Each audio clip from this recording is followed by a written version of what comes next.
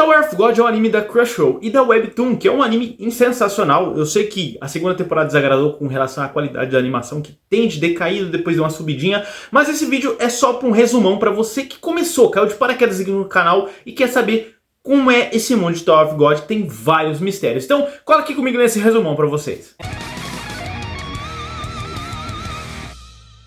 Nossa jornada, galera, começa com Ban. Ele nasceu num mundo onde ele não conhece, é uma caverna meio estranha. Logo depois nós somos apresentados a Rachel, que ensinou pro Ban a ler, escrever e os princípios básicos da vida. E ela compartilha com ele um sonho de chegar em uma torre e chegar ao topo dela. Reza a lenda que nessa torre aquele que conseguir subir no topo dela consegue realizar qualquer desejo. E avisar nada, ela acaba abandonando o Ban e indo atrás dessa torre. O que o Ban faz? Ele decide ir atrás dela, né? Chegando lá, ele conhece o primeiro guardião, Hidon. Cada andar existe um guardião e existem pessoas para estar auxiliando as pessoas que querem subir essa torre. E para cada andar que você chega ali, você tem um teste para fazer. Conseguindo passar nesses testes, você tem acesso a mais um andar da torre. Tipo assim, galera, lá dentro da torre é como se você estivesse numa cidade mesmo, é extremamente grande. Então, tira da sua cabeça em que é simplesmente uma torre, assim, subindo. É como se fosse um mundo dentro de outro mundo. Esse começo é imprescindível para você entender ao longo da história porque que o Ban é quase um gado atrás da Rachel, porque ela vai fazer muito mal para ele ao longo da história, eu já adianto para vocês,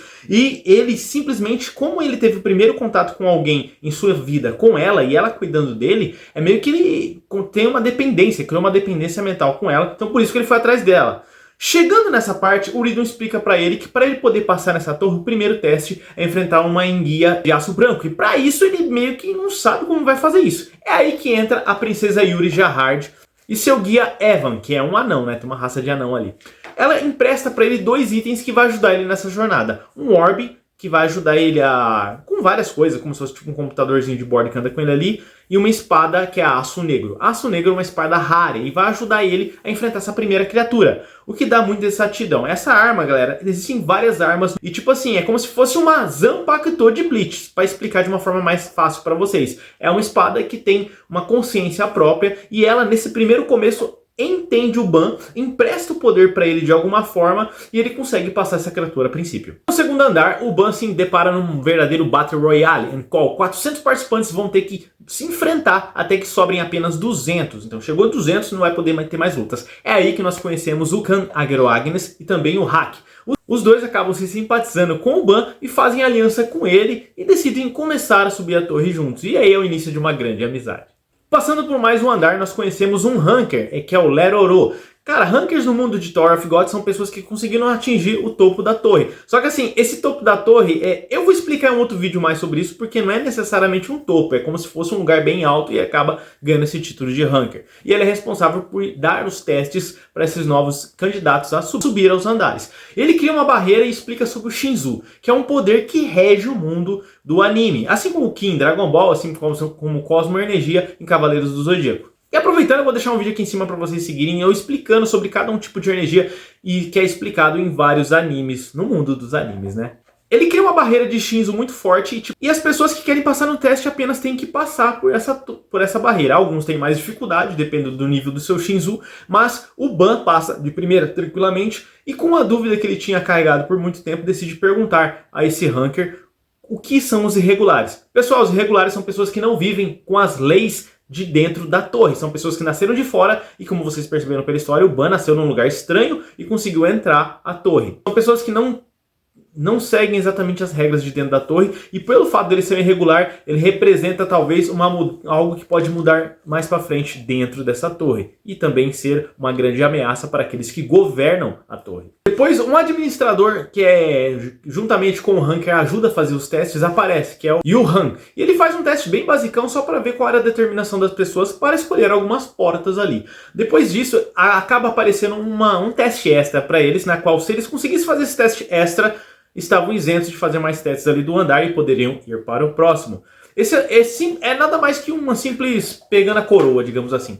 Uma pessoa do grupo, que vão ser divididos em grupos ali, vai ter que pegar uma coroa e colocar na cabeça e correr e sentar em cima de um trono. Os seus amigos de equipe vão ficar ali protegendo ele até que passe 5 rodadas. Passando essas 5 rodadas, você ganha a partida. O problema é que aparecem dois grupos diferentes.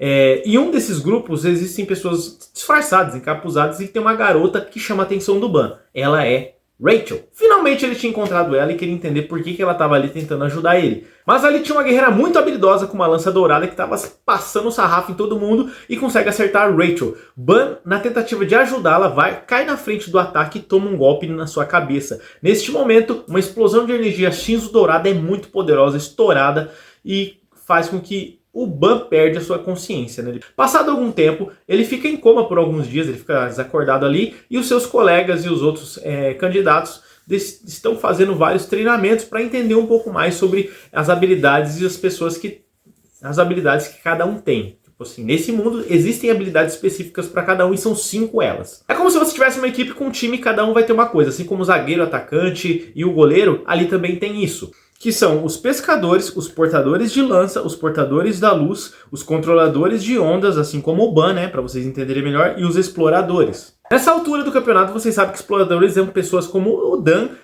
controladores de lança são como o Hack, de certa forma, tá? Existem pessoas, principalmente da família do Khan, que são muito habilidosos com lança. E o grande mencionado, que é o rei Jahard, ele é um pescador. Durante todo esse acontecimento, a Rachel aproveita para se aproximar do Khan e falar para ele que ela não quer que o Ban saiba que é ela, inventa alguma mentira assim, e o Khan acaba aceitando isso porque ele só quer que o amigo dele fique 100% focado nos testes para subir, tem essa ambição que eles têm. E durante esse período que o Ban estava meio desacordado e acordando, ele acaba conhecendo, tendo acesso ao guardião deste andar. Pessoal, cada andar existe uma criatura mítica como guardião e você precisa meio que fazer um contrato ali no mundo de Tower of God para você utilizar o Shinzu, que é o poder que rege o mundo. Fazendo esse contrato, ele começa a usar a esfera de onda mais forte.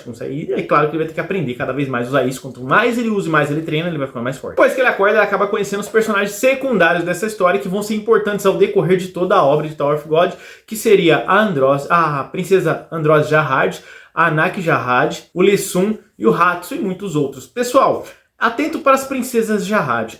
A Andros Jahard é uma princesa verdadeira, que ela nasceu dentro dela com o sangue do próprio rei Jahard, que é por isso que existem várias princesas ao longo da história, assim como a Yuri Jahard também. A Anak é um caso à parte, porque ela na verdade é uma princesa falsa. O que seria? Ela nasceu de outra princesa Jahard. A mãe dela acabou tendo relações amorosas com uma pessoa e acabou dando a luz a ela. E é uma regra imprescindível para toda princesa que nasce com o sangue de Jahard. Não podem ter relações amorosas com ninguém. Entendeu? Elas têm que ser como se fossem virgens, assim. E quando a mãe dela fez isso, ela acabou tendo um relacionamento, acabou traçando um destino para sua filha Anak, que seria ser caçada. Até durante toda essa primeira temporada, vocês veem uma criaturazinha estranha ali, perseguindo ela para fazer de arrasta para cima com a garota. Depois de tudo isso, o próximo teste seria um integrante do seu grupo ter um broche, que vai ser sortido essa equipe, e você tem que correr e passar uma certa porta. Então tem vários lugares, como se não é um labirinto em si, mas dá um pouco de dificuldade. E se ele fosse pego com isso, o seu time perdeu. O Khan acaba caindo em um time separado do Ban, então ele acaba traindo a confiança de seus integrantes só para ajudar o Ban a subir a torre. É nesse momento em que um secundário ali estava com muita inveja da forma com que o Ban estava utilizando as ondas do Shinsu e acaba apunhalando a Rachel pelas costas. A Rachel acaba ficando sem os movimentos das pernas.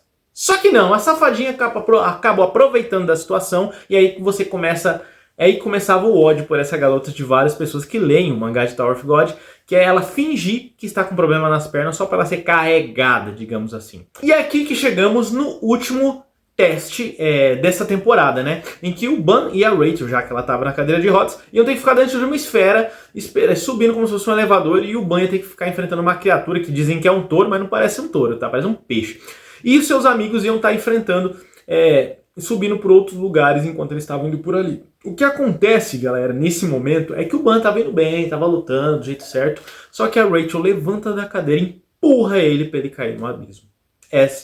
Ali começava o momento de ódio. Se o amor começa em algum momento, aí seria do ódio, galera. E a garota simplesmente mente para as outras pessoas que tinham uma afeição muito grande pelo Ban, em que ela acaba mentindo para as outras pessoas e dizendo que o Ban acabou não sobrevivendo ao teste. Todos ficam tristes e decidem ajudar a Rachel a subir porque sabem que é o que o Ban gostaria. Porém, o Khan acaba desconfiando demais da garota porque tem alguma coisa. Tá cheirando muito, tá um cheirinho de mentira disso daí, né? É isso que ele pensou. É nesse momento que é nos explicado o que tem na cabeça dessa menina, Rachel, para ter feito isso com o Ban, que o Ban simplesmente via ela como o sol da vida dele, né? E ela criou, ajudou ele. Porque se ela queria fazer isso, porque ela largou ele. Bom, quando a Rachel chegou na torre, a porta se abriu para ela, O Riddle explica pra ela que ela não tem nada a ver com a torre, ela não foi chamada, e quem foi chamado é o Ban. A partir deste momento, é uma coisa que o anime não mostrou, sabe? Tem um fecho no mangá, que ela diz que tem inveja do Ban por isso, porque por que ele foi escolhido? Ela não foi com o Ban para a torre porque ela viu o Ban como um bobo, como uma pessoa que ia atrasar ela. Ou seja, ela é extremamente egoísta com isso e não pensa nos outros. Ela pensa em si só e é algo que ao longo da história vocês vão entender cada vez mais, tá? Não vai melhorar não. Então nessa parte aí, ela acaba implorando de joelhos pro Riddle para ela de alguma forma subir a torre. Então ele acaba de certa forma ajudando ela, criando um guardião para ela. No momento que ela tomou aquela facada, o dano não foi pro corpo dela, então ela só fingiu tomar o dano. Pra você entender um pouco melhor, isso daí que acontece é mais ou menos como aquele Hawkins básico de One Piece. Ele é um cara que tem um poder de voodoo, que toda vez que ele tomava um ataque de alguém, o dano acabava acertando uma pessoa aleatória, entendeu? Então ele conseguia fugir várias vezes de um dano mais mortal. Foi mais ou menos isso que a Rachel fez, entendeu? Porque logo depois nós vemos que a Hworin acaba salvando o Ban, tirando ele praticamente do fundo do poço, galera. Ele simplesmente salvou ele e disse que vai treinar ele nas artes do Shinsu. Por que isso nós vamos saber só na segunda temporada depois, né? Porque bem no finalzinho, é como se tivesse passado um tempo, nós vemos um garoto bem cabeludo e uma criatura derrotada ali. Aquele garoto era o Ban, que vocês conheceram no começo da segunda temporada, e vocês que assistiram a segunda temporada já sabem que o Ban foi treinado pela organização chamada FUG, que é uma opositora direta ao rei Jarrad. Então é muito legal a Torre de Deus, vocês com esse resumo vai conseguir continuar assistindo a segunda temporada, entendeu? E eu pretendo, já que tá acontecendo isso, e o mangá tá muito da hora, eu tô no mais de capítulo 300 lá na frente, eu vou começar a trazer uma análise do mangá pra vocês, entendeu? Eu acho muito bacana isso, acho que vai ser legal. Tem muita coisa pra você tentar entender em Tower of God que não explica, então eu espero que esse resumo tenha ajudado vocês. Eu sei que eu pulei algumas coisinhas, mas é mais o cru mesmo pra você entender e se antenar onde você tá. Por exemplo, existem uma ordem dentro da torre que são mais de 10 famílias sagradas, e essas 10 famílias de certa forma são bastante influentes. E Jarrad nada mais é do que um guerreiro, um explorador, que há muitos anos atrás, muitos anos mesmo, ele subiu essa torre e ao mesmo tempo que é dito que quem chega no topo da torre acaba realmente conseguindo o desejo que quer, tanto que eu tô lendo, se bem que eu tô no capítulo 300 e pouco e existem mais de 600 capítulos agora, se eu não tô enganado, posso estar falando besteira, porque eu não vi lá, não corri pro final e vem, né, galera? E tipo assim, ele parou por algum momento no andar 134 da torre.